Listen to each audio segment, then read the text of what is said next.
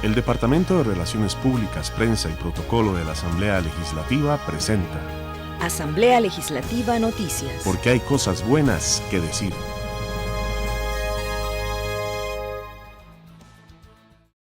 Comisión a punto de terminar discusión sobre proyecto de fortalecimiento fiscal. Aprueban al BCR absorber patrimonio del crédito agrícola. Cuestionan actuar de la Procuraduría de la Ética en causa contra expresidente Solís Rivera y aprueban recursos para cubrir faltante de 600.000 millones de colones. Vamos al detalle de las informaciones. Frederick Herrera Bermúdez, director del Teatro Nacional, solicitó a los diputados de la Comisión de Ciencia y Tecnología aprobar el proyecto 20.810, el contrato de préstamo con el Banco Centroamericano de Integración Económica, para remodelar La Joya a fin de asegurarla en caso de incendio. El préstamo es por más de 31 millones de dólares. Lo que se pretende es evitar una pérdida del símbolo nacional por un caso de incendio, porque la mayoría de los artículos son de madera y actualmente el edificio no cumple con los códigos modernos contra incendios. Los ingenieros del sistema de incendios pasivo ya han determinado que tiene 3 zonas, una de leve, mediano y alto riesgo. ¿Por qué? Porque el alto riesgo es la última zona donde está el escenario. Ustedes primero que nada tienen que recordarse que toda la zona del escenario es de madera. Tal vez cuando uno entra por la entrada principal, uno siente la presencia de la piedra, pero en la parte del escenario todo es madera. Y además de la madera están los telones y las cuerdas. Las cuerdas es como decir mechas. Si un fuego viniera a iniciarse en el escenario, eso sería transmitido inmediatamente hasta la cúpula. Herrera puntualizó sobre las obras que estarán ejecutando si se aprueban los recursos. Es indispensable ver que toda esta inversión en el teatro es para construir un sistema activo y pasivo contra incendios, el sistema de detección de alarmas, a nivel eléctrico todo lo que tiene que ver con la potencia para rayos, iluminación exterior, cableado estructurado, monitoreo. Hay como unos 4 kilómetros cuadrados de cable que tendrán que ser introducidos, toda la restauración de la obra artística, las pinturas, esculturas, restauración de elementos de piedra, protección del medio ambiente, cortinas y alfombras antifuego, que es un elemento fundamental que el cuerpo de bomberos pide que sea remediado, la concha acústica, que es un instrumento fundamental para que el teatro cumpla su función. Somos la casa de la Orquesta Sinfónica Nacional. ¿Cómo puede ser que no tengamos un acto de seguridad sonora realmente capaz y de climatización? El recorrido que yo hice en el teatro es muy impresionante. Realmente, si queremos la seguridad para los costarricenses, ¿verdad? Y para este patrimonio, ¿verdad? Que llegue a ser un patrimonio realmente de la humanidad reconocido. Creo que debemos de conservar la historia, ¿verdad? Y que se mantenga fuerte, ¿verdad? En nuestro país. El grupo legislativo también recibió a Luis Bernal Montes de Oca, presidente de la Cámara Costarricense del Libro, quien instó a los diputados a aprobar los expedientes 20.707, creación del Consejo Nacional del Libro y la Lectura, y el 20.708, Ley de Fomento del Libro Costarricense. El plenario legislativo aprobó modificar los límites de la Reserva Biológica Lomas de Barbudal para crear una represa de 800 hectáreas y abastecer de agua a diversos cantones guanacastecos. Para llevar a cabo el embalse se requerían de 103 hectáreas de la reserva y para ello se adquirieron alrededor de 500 hectáreas con el fin de compensar ecológicamente los efectos del embalse. El proyecto se realizará mediante empréstito por 450 millones de dólares. Los legisladores también avalaron el Código Procesal Agrario, que tiene por objeto tutelar las situaciones y las relaciones jurídicas que se susciten con respecto al desarrollo de las actividades de producción agraria de animales, vegetales u otros organismos, además de las actividades de transformación, industrialización, valorización y comercialización de productos agrarios, su trazabilidad, así como las auxiliares a estas referidas a actos y contratos propios del ejercicio de la actividad agraria y el desarrollo rural. La Comisión Especial que analiza el fortalecimiento de las finanzas públicas está a punto de terminar su trabajo y remitir su informe.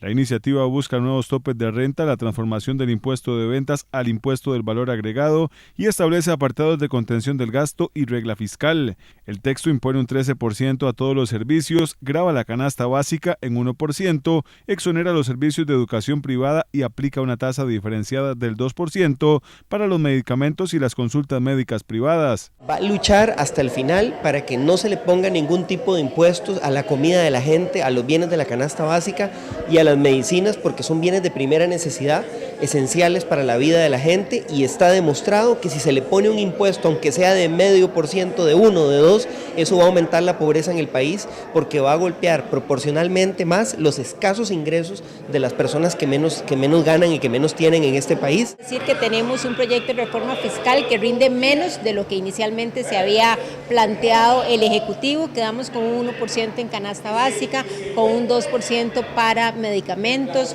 sin exoneraciones y sin devoluciones. Quedamos con 0% para educación privada y quedamos con exoneraciones para las asadas, para las juntas de educación y para las asociaciones de desarrollo principalmente. Se incorporan dentro del proyecto, que así fueron aprobadas, 2 amnistías, una a nivel bancario, que va a permitirle entonces al Ejecutivo hacer una recaudación importante de recursos por una única vez y por un periodo de 3 meses, y una amnistía que tiene mucho sector privado vinculado con instituciones públicas que también llevan ratos de estarse tratando de solventar y que no se habían solventado. Además, quedan exentos de cobro los siguientes puntos: comisiones de tarjetas de crédito y débito, alquileres de hasta por 650,000 colones, transferencias dentro del sistema financiero, préstamos, energía eléctrica residencial hasta los 200 kilovatios, operaciones de zona franca, leasing, arrendamientos pagados por pymes con ingresos anuales menores a los 106 millones de colones, bienes y servicios de asociaciones de desarrollo y juntas de educación, y sillas de rueda y equipo ortopédico y de uso para personas con discapacidad. Con una tarifa reducida del 1% se gravan productos veterinarios, maquinaria y materias primas, ventas o importaciones de productos agropecuarios. Los servicios turísticos estarán exentos el primer año de entrada en vigencia de la ley, y a partir del 4º año pagarán un 4% del IVA. En cuanto al impuesto sobre la renta, las personas que devengan un salario ubicado entre los 2.100.000 colones y los 4.200.000 colones, el impuesto pasará de un 15 a un 20%. Las personas cuyo salario exceda los 4.200.000 colones ya no pagarán un 20%, sino un 25%. El proyecto incluye un apartado de regla fiscal que contiene el crecimiento del gasto según parámetros de deuda y crecimiento del PIB, y establece regulaciones en empleo público, por ejemplo, en pluses de ley, salarios de jerarcas y de dedicación exclusiva, entre otros. Finalizada la discusión en comisión, el proyecto pasará a discusión final al plenario legislativo. El plenario legislativo aprobó que el Banco de Costa Rica absorba al Banco Crédito Agrícola de Cartago, tomando el conjunto de los activos, pasivos, contratos, cuentas contingentes y de orden deudoras. La norma establece que los nombramientos de todos los miembros de dirección del Banco Crédito y sus subsidiarias y de todos los cargos gerenciales cesarán de pleno derecho y con la liquidación correspondiente. El BCR lo que quiere es, lógicamente, recoger todos los activos buenos y los malos, pero hay más buenos que malos, y yo creo que una de las preguntas que le hicimos es si no se ve perjudicado el BCR haciendo esta fusión, y ellos consideran que no, si se hace antes del 30 de septiembre. Ya después del 30 de septiembre, aunque hay tiempo hasta el 20 de diciembre, ya ellos no tendrían interés, porque todas las propiedades y muchos activos que tiene se ven deteriorados y lógicamente ya no sería atractivo para el BCR. En principio, el capital de los activos rondaba los 40.000 millones de colones, sin embargo, por el deterioro ya oscilan los 31.000 millones, es decir, en menos de un año, las pérdidas han alcanzado los 9.000 millones de colones.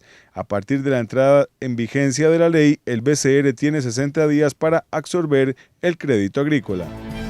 El plenario legislativo aprobó autorizar al Ministerio de Hacienda, mediante presupuesto extraordinario, cubrir el faltante de 600.000 millones de colones para el pago de deuda.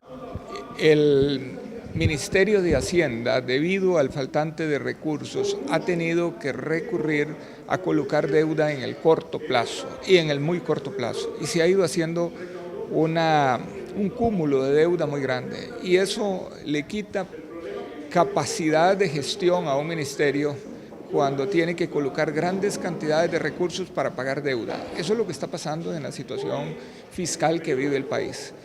Entonces el ministerio recurre a la Asamblea a decir: es necesario que me autoricen a contratar deuda para pagar deuda. En términos generales, el saldo no estaría aumentando, ni está pidiendo plata para pagar intereses, es para pagar amortizaciones, y esa la razón de este presupuesto.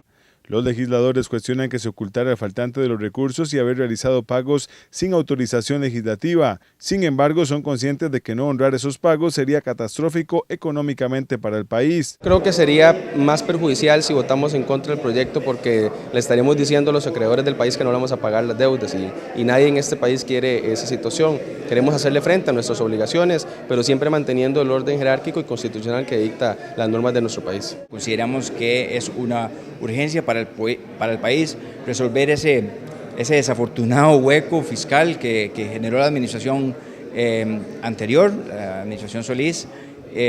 Vamos a votarlo. No obstante, vamos a seguir todos los procedimientos existentes en función de buscar los responsables de hacernos pasar a todos los costarricenses ese acongojante desequilibrio fiscal. En la Comisión de Control de Ingreso y Gasto Público se investiga a los responsables del adelanto en el pago de la deuda sin contar con la autorización de la Asamblea Legislativa. Tatiana Gutiérrez, directora del área de ética pública de la Procuraduría General de la República, detalló que no encontraron los elementos de prueba necesarios para abrir la investigación contra el expresidente Solís Rivera en el caso de la importación de cemento chino. Sin embargo, los legisladores cuestionaron por qué la urgencia de notificar a la Asamblea Legislativa y por qué no se tomaron en consideración las recomendaciones de la llamada Comisión Cementazo en cuanto a los órganos de la Presidencia de la República. Desgraciadamente, fue muy inoportuno para la asamblea saliente y esta asamblea el tiempo en que llegó, y realmente vemos que o fue por el destino, o alguien pensó una estrategia, una manera para que llegara tal día, no se pudiera revisar. Ahora vemos que fue un asunto de práctica administrativa, simplemente. Señora, me reservo el tiempo que me queda, no sé, perdón. Solo un comentario. En realidad, yo sí quisiera expresar que la Procuraduría de la Ética no tenía ninguna razón de por qué buscar evitar la apelación, porque es una resolución que está debidamente dictada, está fundamentada, los elementos de prueba que correspondían se analizaron, o sea, no tenía por qué evitar una apelación. Sí, pero a nosotros sí se nos violentó el derecho de poder revisarlo, poder apelar, porque ya cuando no lo entregan, simplemente tomen, léanlo y no podíamos ni analizar ni apelar porque ya no había tiempo. Contrario a lo afirmado por el señor presidente de la República, dice uno de los hechos, en su comparecencia ante la comisión, las gestiones de Juan Carlos Bolaños que motivaron sus visitas a Casa Presidencial sí fueron exitosas. Pero por supuesto, doña Tatiana, que no solo esta Asamblea Legislativa, la gente estaba esperando que ustedes hicieran una investigación sobre esas cosas. Pero me dice que porque no dice el nombre específico de Luis Guillermo Solís, a ustedes les pareció que eso no había que investigarlo. No, señor, nosotros investigamos incluso una de las conclusiones que no decía que era expresamente contra el presidente Luis Guillermo Solís. La última de las conclusiones refería a la presidencia de la República. Pero la presidencia de la República y el presidente era don Luis Guillermo. Exactamente. ¿Podían no investigarlo? No, precisamente por eso le estoy aclarando que nosotros, o sea, en ese caso, en vista de que se refería a la presidencia de la República, nosotros entramos sí a hacer una investigación. ¿Y en el resto? Porque dice presidencia en el encabezado, dice Consejo de Gobierno, sí, y dice Presidencia de la República y dice Casa Presidencial. ¿Ustedes entendieron que ni Consejo de Gobierno ni Casa Presidencial tenían que ver con don Luis Guillermo Solís, a pesar de que después de la descripción de los hechos en la recomendación, las recomendaciones son investigarlo a él? No, señor, lo que le explico es que no se analizaron porque no referían expresamente al presidente. Como le digo, hubo una conclusión que no refería al presidente y sí se investigó. En los otros aspectos, en las otras conclusiones que no se investigaron o que no se nos pronunciamos por el fondo, es porque se determinó y se analizó el resto del contenido del cuerpo del informe y vimos que no eran conductas, o que eran conductas más bien que se atribuían, en el caso, por ejemplo, de la primera conclusión, a una persona determinada. Gutiérrez compareció ante la comisión que analiza las responsabilidades que llevaron al incumplimiento de plazos para que la Asamblea Legislativa apelara sobre el informe del expresidente Solís Rivera y que originaron la desestimación de la causa. El Departamento de Relaciones Públicas, Prensa y Protocolo de la Asamblea Legislativa presentó Asamblea Legislativa Noticias. Porque hay cosas buenas que decir. Si tiene alguna consulta sobre el Congreso, puede visitar el portal legislativo www.asamblea.go.cr. Además, puede seguir las transmisiones del plenario en dicha web a las 2:45 de la tarde de lunes a jueves. En YouTube somos Parlamento CR. En Facebook somos asamblea.legislativa.Costa Rica. Y en Twitter nos encuentra en @AsambleaCR